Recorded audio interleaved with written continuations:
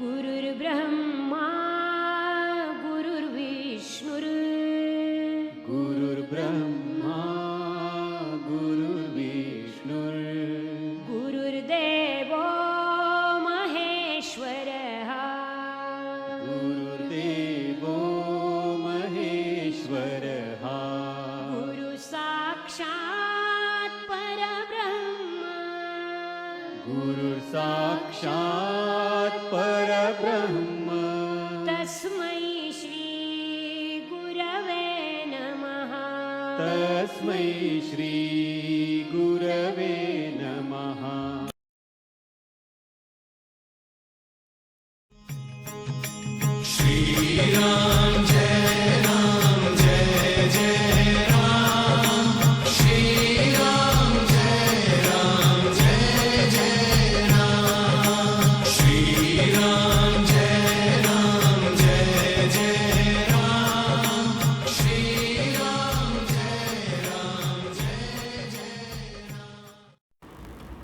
प्रेम से बोलो श्री कृष्ण भगवान की जय। मित्रों, भक्तों, मैं आचार्य श्री राजेंद्र कुमार सूर्यवंशी भगवान श्री कृष्ण की चरणों की धूल उनका शिष्य। मित्रों, आपको जानकर अति प्रसन्नता होगी कि इस घोर कलयुग के अंदर भगवान श्री रामचंद्र जी सह परिवार उनका आगमन हो चुका है, बजरंगबली भी आ चुके हैं। जिस प्रकार से मित्रों यहाँ पर रामायण का अध्ययन चल रहा है, रामायण का अमृतपान आपको करा रहे हैं मित्रों, संपूर्ण अमृतपान हो रहा है रामायण का। तो बार बार मैं ये कहता हूँ कि उनका आगमन हो चुका है। तो कई मेरे भक्त जो है राम भक्त वो कहते कि ऐसे आचार्य जो होते हैं, जो धर्म से गुरु होते हैं, जो धर्म गुरु हैं, वो सब इसी तरीके से बातें करते हैं। धर्म गुरुओं की सत्य तो कोई सुनता ही नहीं है मित्रों। सत्य अगर सुन ले तो विवाद नहीं हो। विवाद क्यों होता है? क्योंकि सत्य को नहीं सुन पाते। ये आप भी जानते हैं। सत्य यही है कि उनका आगमन हो चुका है और आप देख लीजिए पूरे संसार में क्या उथल पुथल हो रही है। और जब भी कोई इस सृष्टि को यानी कि धरती को हल्का करने के लिए, पाप कम करने के लिए, इंसान के अंदर तो है ना, इंसान पाप के माध्यम से धरती को इतना वजन धरती का हो गया कि उसको निवारण करने के लिए भगवान आते हैं। तो भगवान श्री रामचंद्र स्वरूप श्री नारायण स्वयं संसार में इस वक्त विराजमान है। तो प्रेम से बोलो सियापति रामचंद्र की जय। तो मित्रों, शुरू करते हैं आज का धारावाहिक विभीषण की शरणागति। तो मित्रों, पिछले धारावाहिक में हमने आपको बतलाया था कि उसकी 2 लाइन में आपको बतला देता हूँ कि जो उपाय समझो सुगम कहो हमें समझाए, बस इतना ही काम है इसमें करो सहाय, कटने अपर कदली अफले कितना ही दोषीच, बिना ताड़न के विन्य से सीधा होए ना नीच।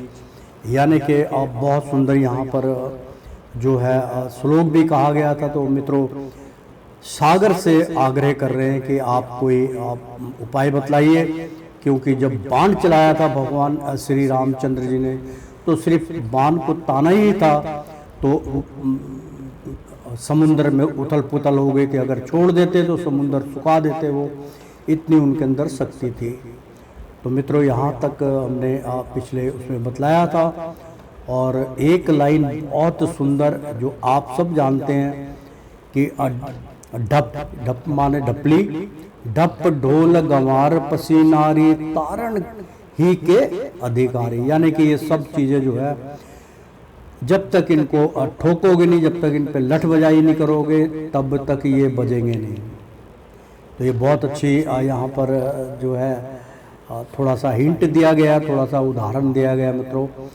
तो शुरू करते हैं आज का धारावाहिक, प्रारंभ करने जा रहे हैं। तो प्रेम से बोलो सियापति रामचंद्र की जय।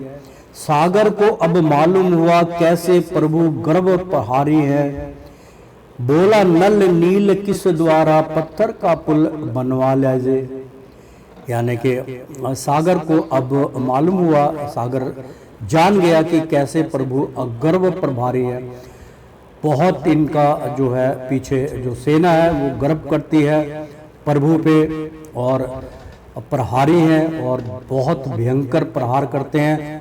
तो बोला नल नील किस द्वारा, यानी कि नल नील और किसन द्वारा पत्थर का पुल बनवा लीजिए। तो कहने लगे कि आप जो है पत्थर का पुल बना लीजिए। तो अतर जावेंगी सील पानी पर मेरी वाणी प्रचा लीजिए, यानी कि बोला नल और नील बोले साथ में कीश और द्वारा कि पत्थर का पुल बनवा लीजिए।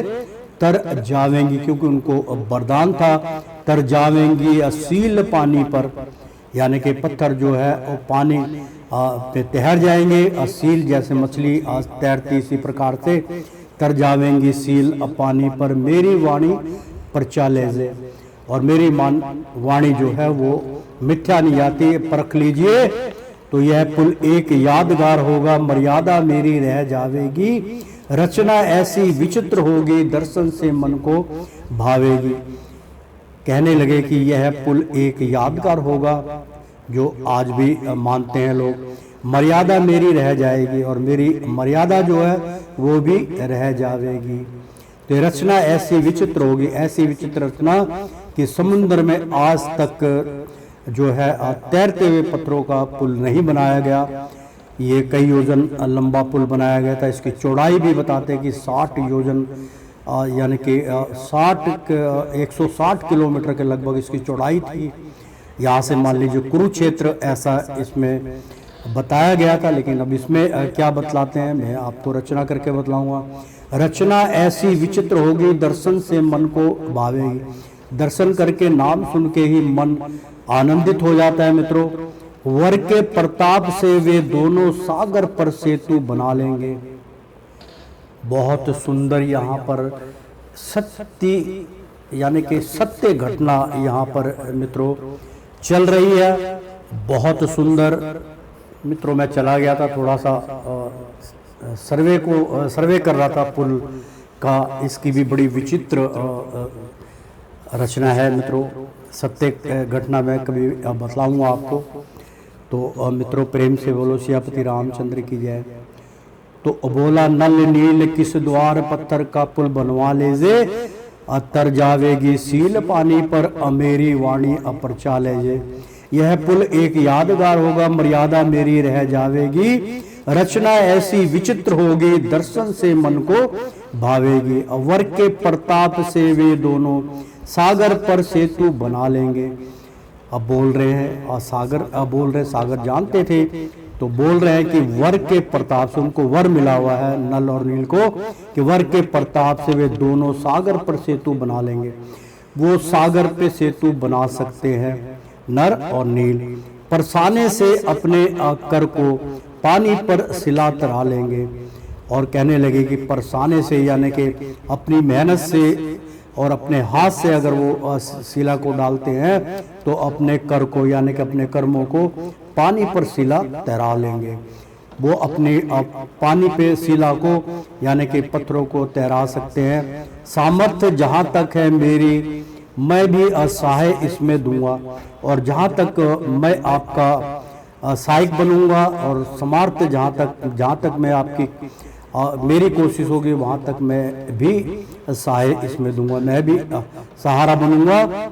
मिथ्या ना मानिए नाथ इसे, और इसे जो है मिथ्या ना समझिए, मैं खुद तैयार करा दूंगा। सागर के सुनकर वचन मुदित हुए रघुवीर, कर प्रणाम सागर गए मिटी हुए ही की पीर। यानी कि सागर के सुनकर, सागर के वचन सुनकर, सागर ने ही जो है नल और नील के बारे में बतलाया था। सागर के सुनकर वचन मुदित हुए रघुवीर। भगवान रामचंद्र जी ने जब ऐसी जो है वाणी सागर की सुनी तो वो उनके मुरीद हो गए। कर अप्रणाम सागर गए मिट्टी ही की पीर, यानी कि प्रणाम करके सागर वहां से लुप्त हो गए, चले गए। मिट्टी ही की पीर यानी कि मिट्टी को सर माथे लगा के वो वहाँ से अंतर ध्यान हो गए।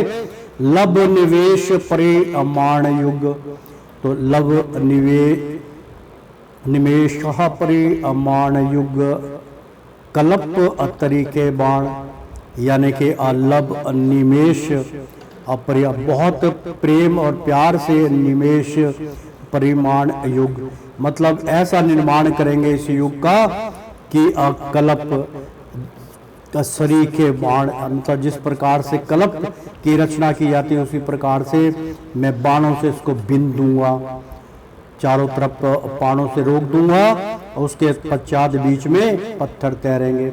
छोड़ रहे हैं नात नित्य काल धनुसंधान, फिर भगवान श्री रामचंद्र जी बाणों को छोड़ने लगे।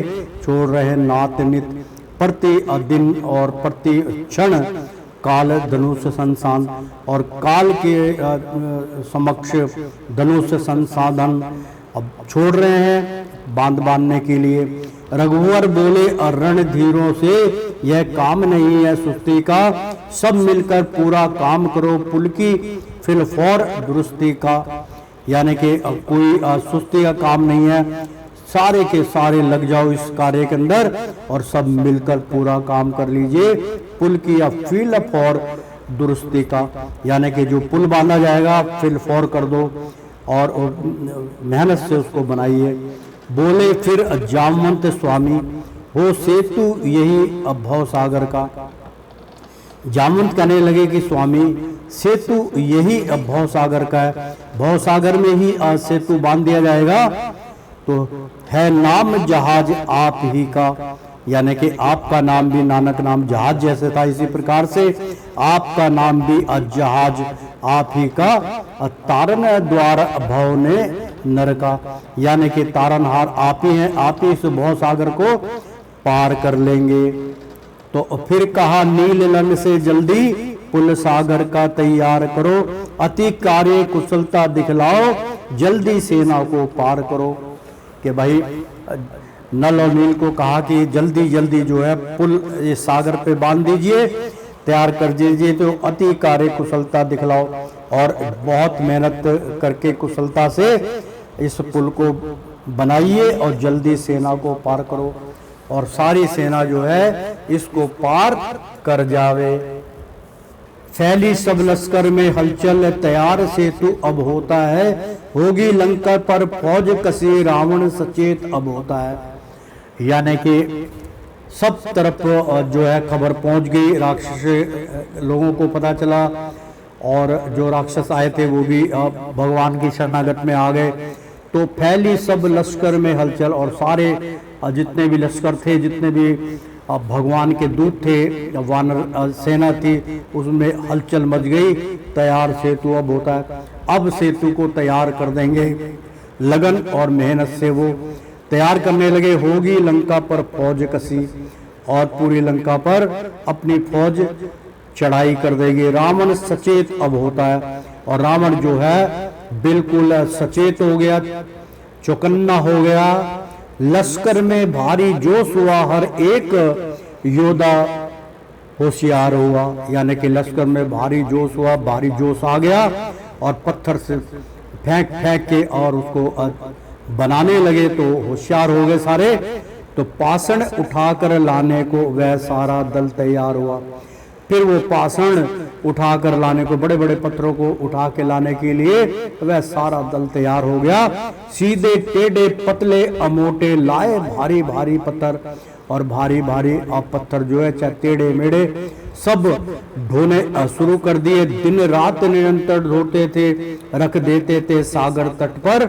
नल नील नाम स्वामी का ले, और नल और नील जो थे वो भगवान राम का स्मरण करते थे, उनका नाम लिखते थे पत्थर के ऊपर और वो बहा देते थे। वो बहता नहीं था, नल नील नाम स्वामी का ले हिम्मत से उन्हें जमाते थे, और राम का नाम ले लेके उसके ऊपर नाम लिख देते थे और उसको जमाते चले गए।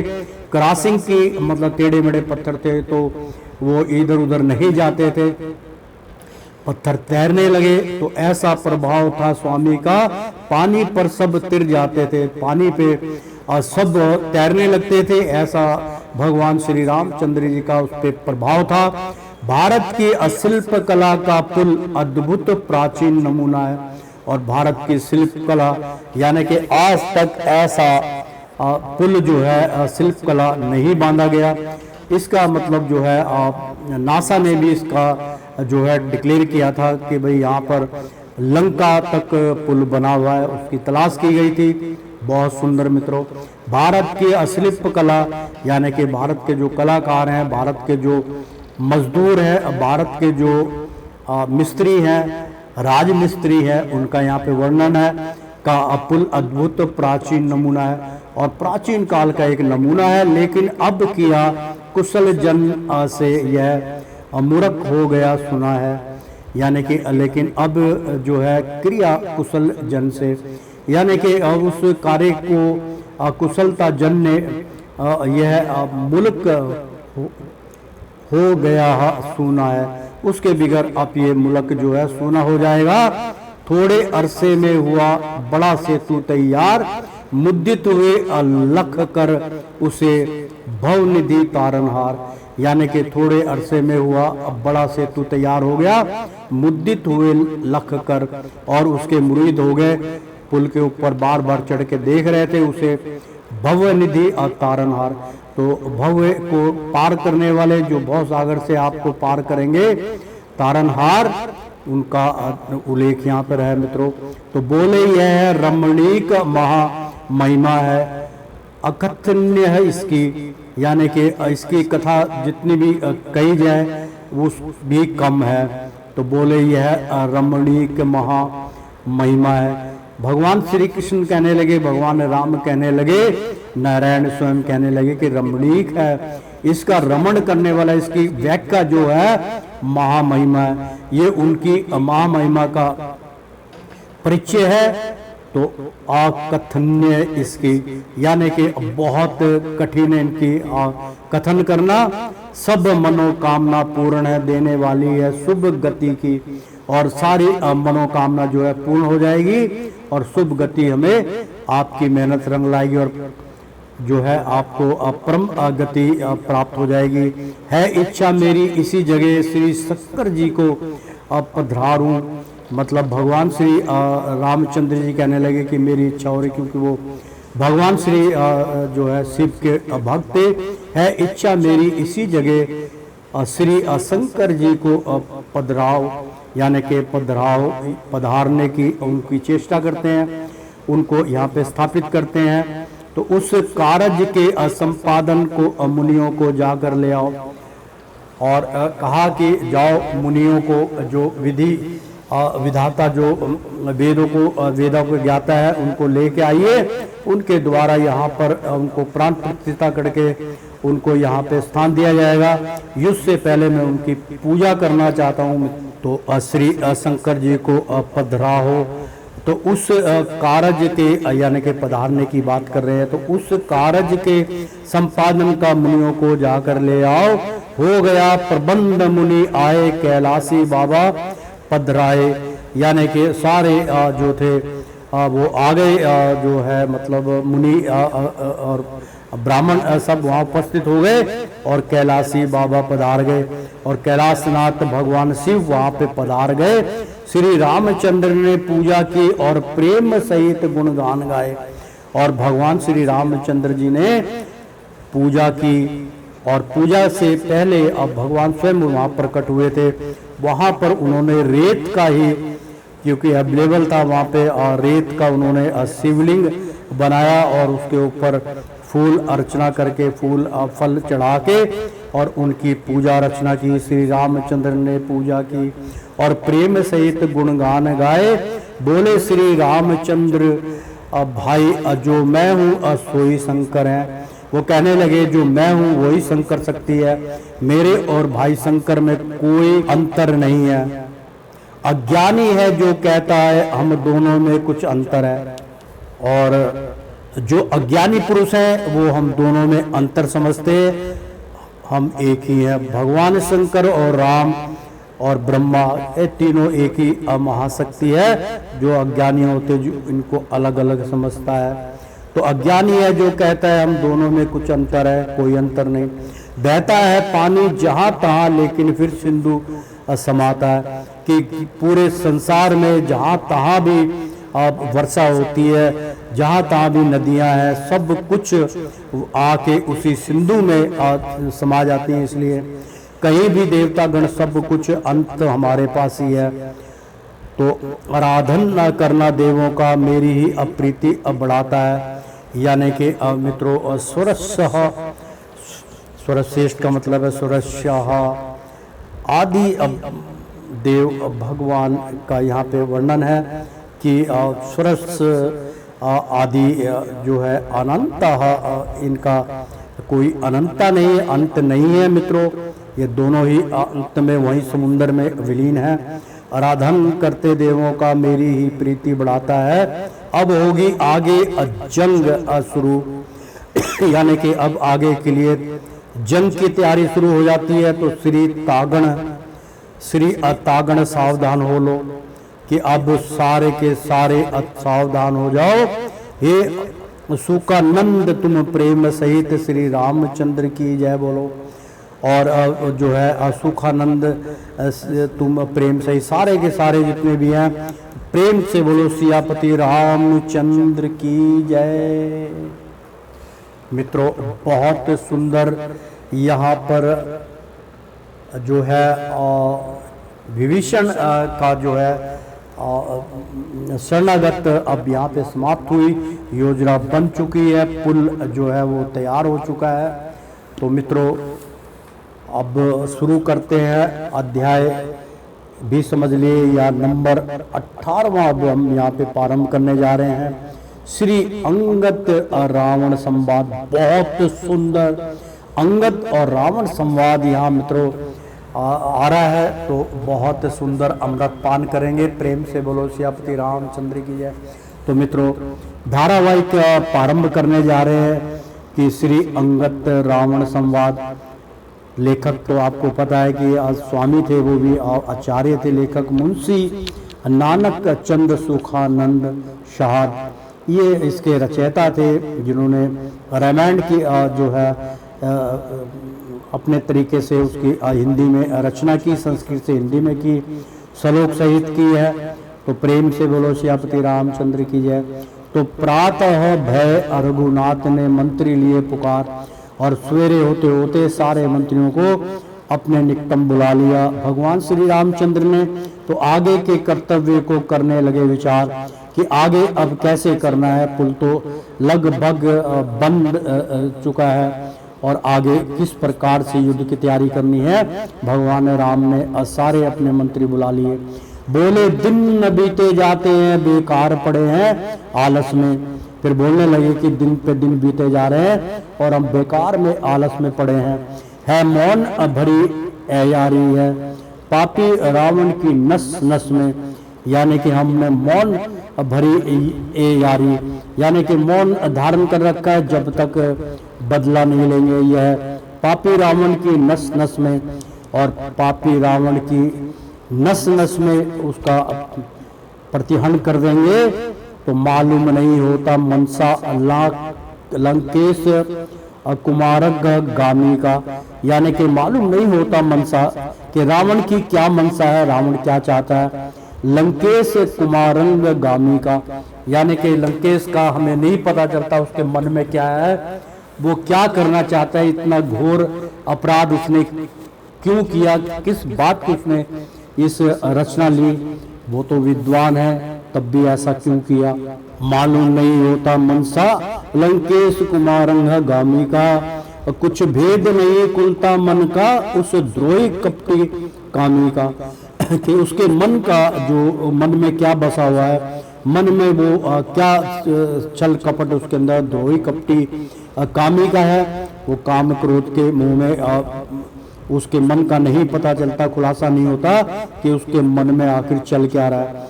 सुना यहाँ है बंद सब लंकापुरी के द्वार, और हमने सुना है कि सारे लंकापुरी के द्वार बंद हो चुके हैं। डर चुका है कि कभी भी वानर सेना, राम की सेना हमारे पे आक्रमण करेगी।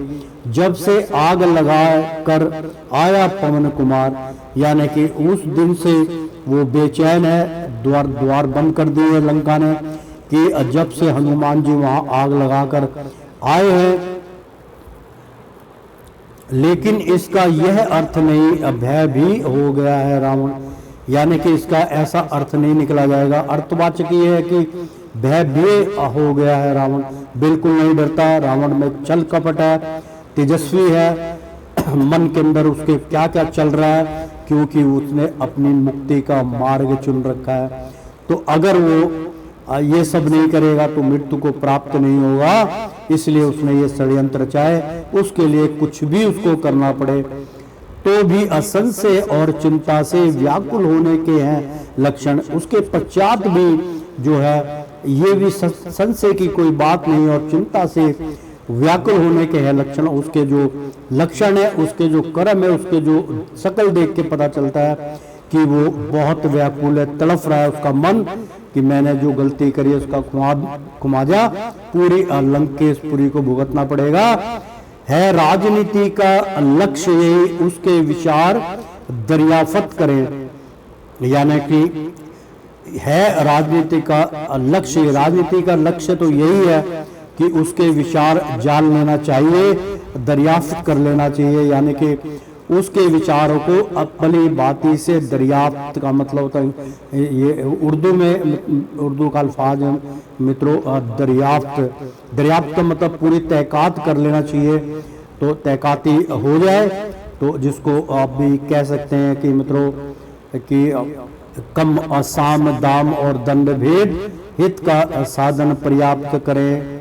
बहुत सुंदर यहाँ पे श्लोक चल रहा है मित्रों कि जैसे कि इंग्लिश में होता है इन्वेस्टिगेशन जो है उसको दरियाफ्त कहते हैं मित्रों, और किसी के बारे में पूरी जानकारी हासिल करना और उसको जान लेना, अपने दुश्मन का पूरे के पूरा विचार अंतर्कण में उसको क्या है, मैं कौन हूँ, क्या हूँ, उसकी सारी गतिविधियों को जान लेना चाहिए, तभी उसको पराजित कर सकते हैं आप।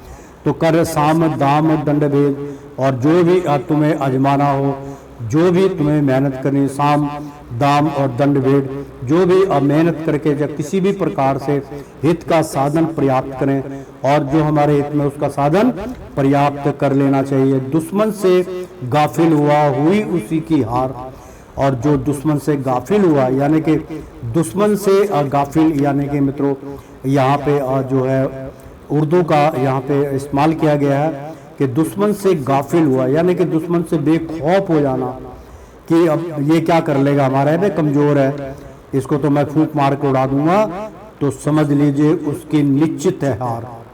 तो दुश्मन से गाफिल हुआ मतलब दुश्मन को अपने से कमजोर नहीं समझना चाहिए, और ना ही दुश्मन को कभी ढील देनी चाहिए, ना ही उसके प्रति गाफिल होना चाहिए और छोड़ देना चाहिए। तो दुश्मन से गाफिल हुआ हुई उसी की हार, और उसी बंदे की जो गाफिल हो जाता है, जो उसको भूल जाता है, उसको कमजोर समझता है, तो मान लीजिए उसकी हार निश्चित है। बल पौरुष उद्योग है, और बल जो है वो पौरुष जो प्राणी है, जो पुरुष है, उसका बल ही उसका उद्योग है। बल स्वरूप से ही अपने कार्य को जो है पहुंचाता है, अपने कार्य पे कामयाब हो जाता है और अपने कार्य में जो है सफलता प्राप्त कर लेता है। उद्योग उसी का वही है। राजनीति का सार और राजनीतिक का सार यही है कि अपने बल का संपूर्ण प्रयोग करना चाहिए, दिमाग सहित अपने बल का प्रयोग करें।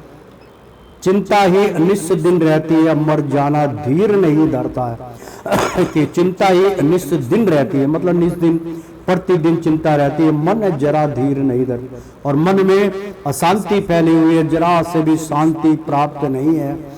तो उस तरफ सिया को असु कुमारी को अपल कल्प समान गुजरता है, यानी कि उस तरफ का जब ध्यान करते हैं लंका का, और जो है सिया सुकुमारी का की तरफ ध्यान देता, तो पल कल्प समान, यानी कि एक एक पल जो है कल्प, यानी कि कल्पना हमारी कल्पती रहती है, आत्मा कल्पती हुई समान गुजरता है, मतलब कल्पना करते हुए हमारा जो है पूरा दिन गुजरता है, रात गुजरती है। जो होना हो वह जल्दी हो, और जो होना है वो जल्दी से होके हम बिल्कुल यहाँ से फारिग होना चाहते हैं तो हो, जो होना हो वह जल्दी हो। अब रही सबकी ताब नहीं, यानी कि अब जो है हमारी हिम्मत टूट गई है, अब हमें बर्दाश्त नहीं हो रहा है, आर या पार की लड़ाई हम करना चाहते हैं। दिल को करार इस पहलू में अमुतलक मिशले आसिमाब नहीं। बहुत सुंदर मित्रों, यहाँ पर श्लोक है, दिल को करार इस पहलू में, यानी कि हमारे इस जगह पर और जहाँ हम खड़े हैं, जहाँ हमारे पग हैं, इस पहलू में, यानी कि दिल को करार इस पहलू में, अपने शरीर में, अपने पहलू में। पहलू का अर्थ होता है मित्रों कि अपने अलंगन में, यानी कि हमारे जो है पैरों में, हमारे करीब जो है उसकी यहाँ व्याख्या हो रही है, थोड़ा उर्दू है। दिल को करार इस पहलू में मुतलक मिशले आसियु भाव नहीं, यानी कि मुतलक अब हमारे से मुद्दत, ऐसा लगता है कि कई मुद्दत से हम यहाँ कामयाब नहीं हो पा रहे, तो मुतलक यानी कि बहुत मुद्दतों से हम मिशले, यानी कि बहुत दिनों से हम बिछड़ चुके थे, मिसले हो गए, सिम्बाब नहीं, और अब हमारे में किसी किस्म का सिम्बाब, यानी कि अब हमारे से बर्दाश्त नहीं होता, अब हम नहीं रुक सकते, हम जो है पतन करेंगे निश्चित। तो मित्रों, यह आयुष सुन्न रघुनायक की, यानी कि ये आयुष, तो उन्होंने आयुष्मान भव का आशीर्वाद दे के सब वीर विचार लगे करने, और सारे वहाँ पे उपस्थित गण जितने भी वीर योद्धा थे सब विचार करने लगे भगवान श्री कृष्ण को देखकर और उनकी वाणी सुनकर। निज निज, यानी कि आप ये मत सोचना कि भगवान राम की जगह मैं कृष्ण का नाम क्यों लेता हूँ। भगवान श्री कृष्ण नारायण, विष्णु नारायण, भगवान श्री कृष्ण, रामचंद्र और भोलेनाथ भंडारी, ब्रह्मा सब एक ही हैं। तो इसलिए उनका नाम, क्योंकि मैं उनका शिष्य हूँ, इसलिए बार बार उनका उल्लेख मेरे मन में, मेरे अंदर विचार आते हैं।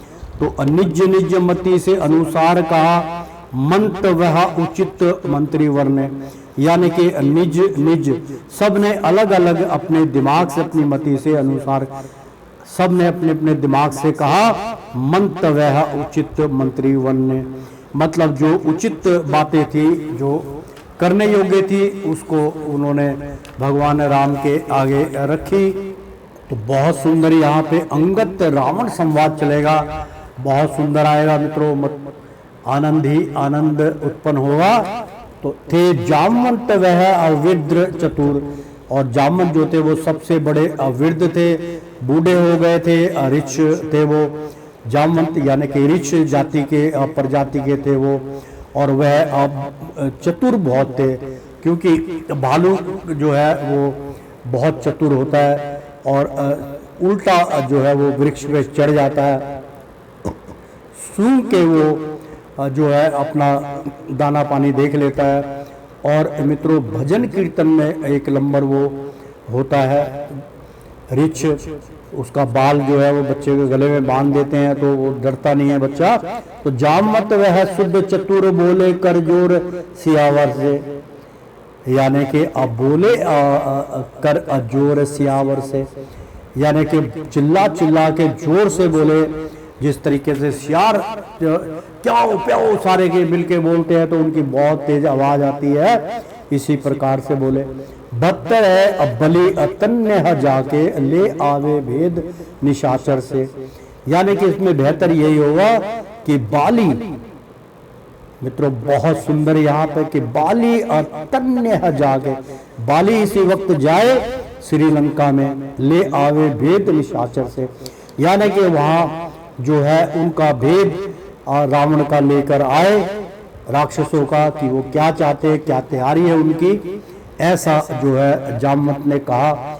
यह बात सभी के मन मानी, बहुमत से यही विचार हुआ, और सारे लोगों ने ये बात मान ली, और बहुमत भी सारे के सारे जो योद्धा थे उन्होंने कहा ये ठीक होगा।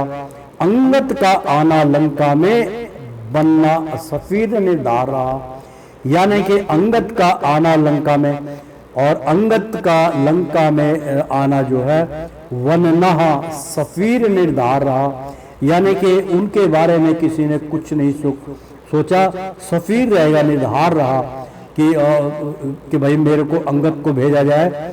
तो तब कहा राम ने अंगद से, फिर राम ने, क्योंकि राम जानते थे अंगद को, कि तब कहा राम ने अंगद से पोयक बनकर लंका जाओ, तुम जो है सहायक बनके, पोयक बनके, यानी कि वहां पर अब चिल्ला चिल्ला के अब बोलने के लिए, दहाड़ मारने के लिए तुम जाओ।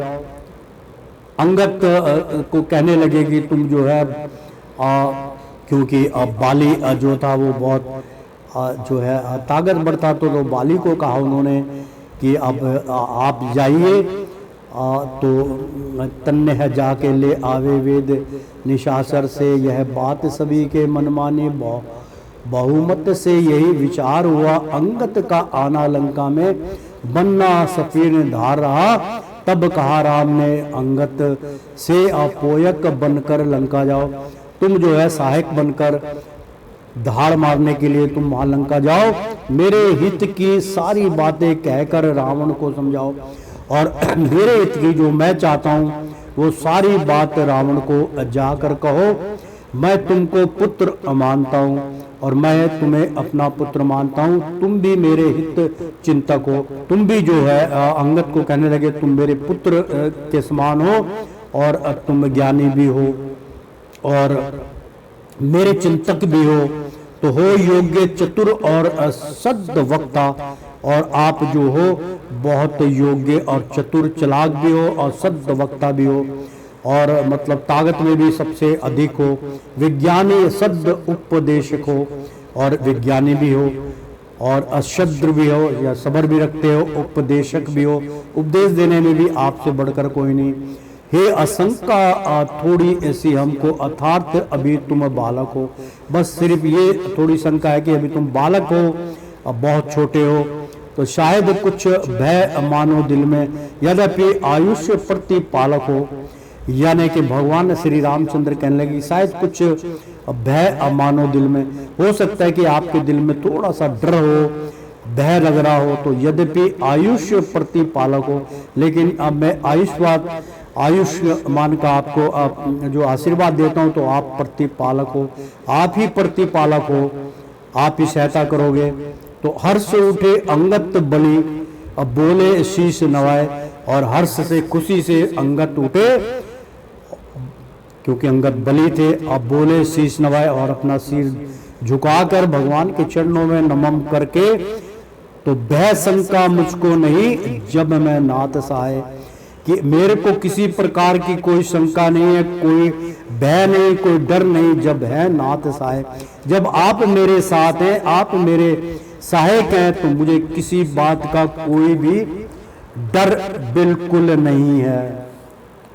हो दया दृष्टि प्रभु की जिस पर फिर उनको क्या कठिनाई है, यानी कि हो दया दृष्टि प्रभु की जिस पे प्रभु की दया दृष्टि पड़ जाए, तो फिर उसको क्या कठिनाई है, उसको किसी बात का कोई भी भय नहीं होता, कोई भी डर नहीं होता। आपको केवल भगवान पे भरोसा विश्वास करना चाहिए, क्योंकि वो माता पिता और गुरुजन भगवान सब विश्वास के पात्र हैं, तो विश्वास कीजिए और विजय प्राप्त कर लीजिए। तो बल में असुमेर का चूर्ण करें, यानी कि बल में असुमेर का चूर्ण करें, यानी कि असुमेर पर्वत जब आपने उठाया था और मंदाकिनी की जगह सुमेर पर्वत को रखा था, तो उसका सुमरण कीजिए, माला जपिए सुमेर की चूर्ण। जब भगवान ने उसको बल की अगर बात करते हैं, सुमेर पर्वत को चूराचूर कर दिया था, उन्होंने अपने बल से उठा लिया था, तो करें माने पर्वत को राई है। तो इसलिए भगवान श्री रामचंद्र ने भी जब सुमेर पर्वत को उठाया था, तो चूर्ण यानी कि बहुत बारीक टुकड़े कर दिए थे उसके, और मतलब जो है जिस तरीके से राई सबसे छोटी होती है, उसी प्रकार से वो राई समझे थे सुमेर को, जबकि सुमेर पर्वत सबसे बड़ा था मित्रों। हिमालय में सबसे बड़ा सुमेर पर्वत है, और भगवान ने उसको स्वयं उठा लिया था। जब समुद्र मंथन हुआ था तो साक्षात विष्णु नारायण ने उसको सुमेर पर्वत को चूर्ण कर दिया था और उठा लिया था। तो इसी प्रकार उसकी व्याख्या की माने पर्वत को राई राई, तो आप बड़े से बड़ी कठिनाइयों को राई के बराबर समझो, क्योंकि आपके साथ हरि महाराज हैं। माना मैं निर्बल बानर हूँ, तो मैं छोटा हूँ और निर्बल हूँ, मेरे में बल नहीं है, लेकिन सिर पर तो हाथ आपका है, लेकिन प्रभु मेरे शीश के ऊपर आपका हाथ है, तो मैं कमजोर कहाँ से।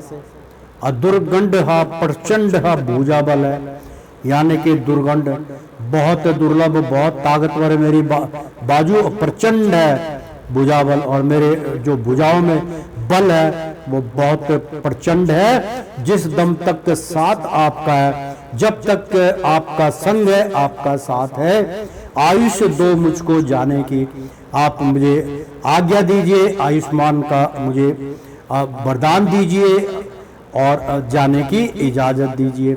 वे उम्र अभी मैं जाऊंगा, और वे उज्जन बे रोक टोक उज्जन अभी मैं जाऊंगा, अभी मैं चल दूंगा।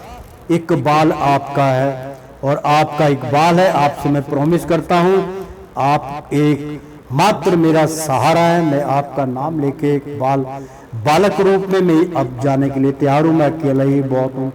संगी सब काम बानर बनाकर लाऊंगा, कहने लगे सब काम बनाकर लाऊंगा, सारी की सारी बातें बताऊंगा और काम बनाकर ही आऊंगा। अंगद की यह मुक्ति सुन मुद्दित हुए रघुनाय।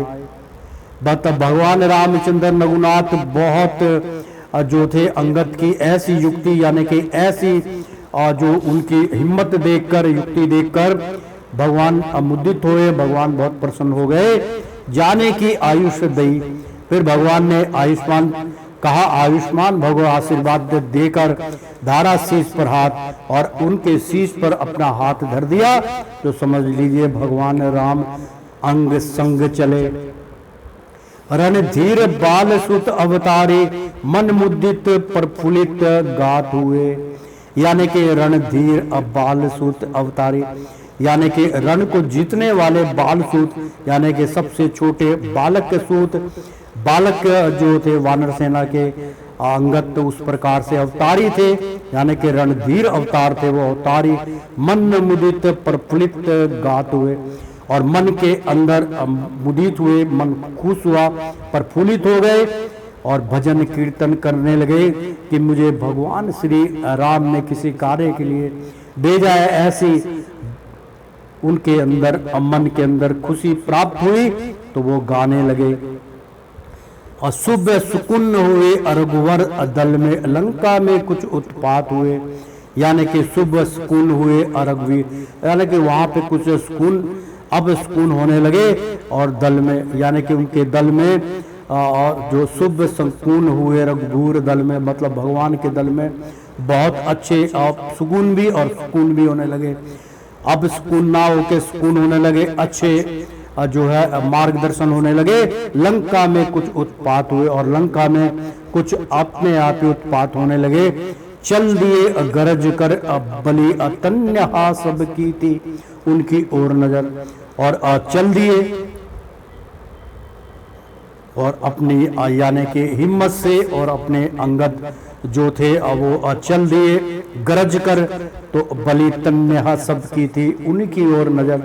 और बाली तन्हा यानी कि बाली जो थे तन्ने थे, वो भी चल दिए है गरज कर, बाली तन्ने सब की थी उनकी ओर नजर, यानी कि जो बाली तन्ने थे, इन्हीं का नाम बाली था, मतलब बाली के पुत्र थे अंगद, तो इसीलिए बाली उनको कहा जाता। तो बाली के का जो पुत्र था वो अंगद था, तो इसलिए उसका नाम बाली रखा गया था। तो बाली, तो तभी भगवान ने कहा कि अंगद, बाली के पुत्र अंगद तन्हा सब की थी उनकी ओर नजर, और उनकी ओर सबकी नजर थी। लक्कर बल साहस अंगद का, और अंगद का साहस देखकर थे अति प्रसन्न करुणा सागर।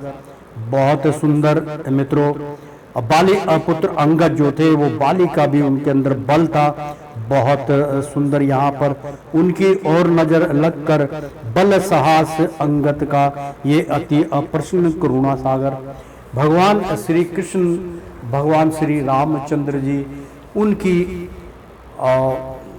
हिम्मत देख के और उनका बल देख के भगवान अति प्रसन्न हुए और वो जो थे अपना अति प्रसन्न के साथ अंगद वहां से यानी कि रावण के दरबार में चल दिए। तो मित्रों समझ गए होंगे आप कि श्रीमन नारायण नारायण हरि हरि, तेरी लीला सबसे न्यारी न्यारी, बोलो हरि हरि। ओ विष्णु नारायण नारायण हरि हरि, प्रेम से बोलो विष्णु भगवान की जय। मित्रों एक बार बोल दो ना जय सिया राम, प्रेम से बोलो सियापति रामचंद्र की जय, लक्ष्मण जति की जय, हनुमान जी की जय। तो मित्रों एक बार तय दिल से बोल दीजिए ना राधे राधे कृष्णम कृष्णम